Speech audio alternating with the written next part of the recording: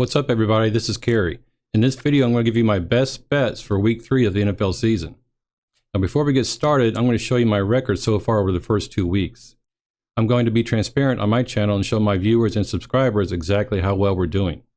Let's look at our record. Here is our record for my videos so far this season. In week 1, we crushed it, betting some well-known trends. And in week 2, we did okay. Of course, it wasn't a winning week, but it wasn't a terribly bad losing week either. We're going to recap that week 2 here in a second. Overall, though, we have a total record of 13-10 for a win rate of 56.52%. I am trying to get to 55% for the entire NFL season.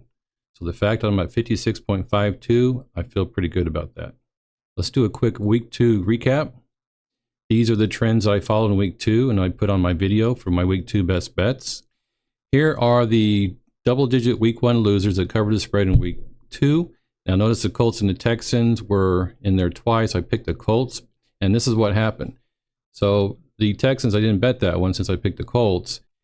3 of these covered, 3 lost, and then there was 1 push. Now if you got the Panthers at plus 3.5 before Monday Night Football, you did a great bet there. And surprise, Bryce Young and the Panthers went for a 2-point conversion and got it to 3. So 3.5 was a very good number to get there. And thankfully, the Steelers defense showed up and decided to show the offense how to score touchdowns. So in this game, the Steelers covered the spread. In fact, they actually won. This is the overs in week 1 to go under in week 2. This is a trend that I came up with my own.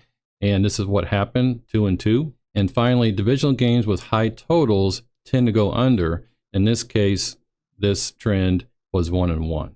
Overall, it looks like we were even here. However, since the Dolphins and the Patriots were in both divisional games with high totals and overs to go under, we only count that win 1 time. Finally, let's get to the week 3 best bets. This is what most people are looking for in this video anyway. Going back to the well on this one, divisional underdogs that cover the spread in week 3 is a very strong trend, just like it was in week 1. This one is one I got from different experts here. Winless teams that cover the spread in week 3.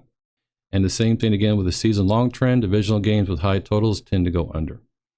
So let's look at this stats here. Look at the divisional underdogs. They hit 2/3 of the time. That's excellent and profitable in 5 of the 8 seasons. This is our strongest trend by far.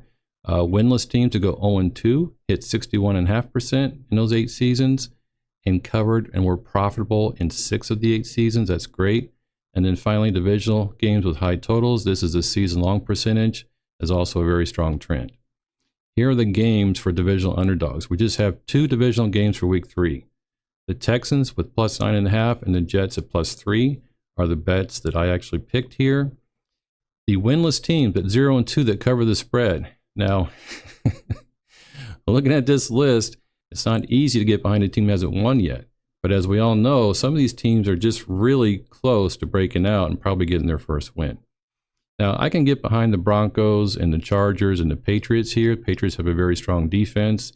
And even the Bengals, even with Joe Burrow's injury, I still think they have a good chance of covering the spread here against the Rams.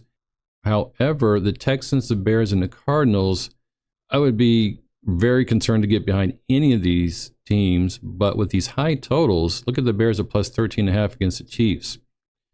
The winning margin in many NFL games is between 1 and 13 points. So getting just over 13 here for the Bears is not bad, especially if you consider a backdoor cover late in the 4th quarter. So we'll maybe look for something like that.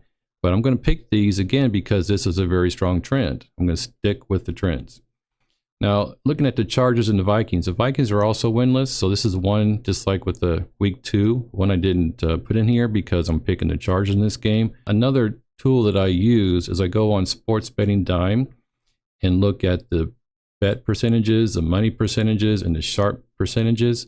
And it looks like the sharps are slightly leaning towards the Chargers here, even at -1. So when getting this at plus money against the Vikings, and because of the sharp money is slightly leaning towards the Chargers here, I'm going to go with that pick. Finally, divisional games with a total over 46.5 points. Now, neither of these have that total, so I'm not going to make the mistake and bet, even the Texans at the Jaguars. That's close, but not quite. And the Patriots at the Jets, that's not even close. So there's just 2 divisional games in week 3, and both of these totals are not high enough for me to make these bets. Finally, as always, please do your own analysis and feel free to fade my bets. In week 4, I'm going to debut my NFL points model. It's a very straightforward model, and I'm going to use that to help inform the bets we make in week 4. After the first 3 weeks, we finally have enough data, a pretty decent sense of how well these teams are. So with that, we're now going to switch to our model to help us make these bets. I'm still going to stick to trends. However, I'm going to use the model to help inform us make even better value bets. So again, good luck and have fun. If you enjoyed my video and got some value from it, please subscribe to my channel. Let's go.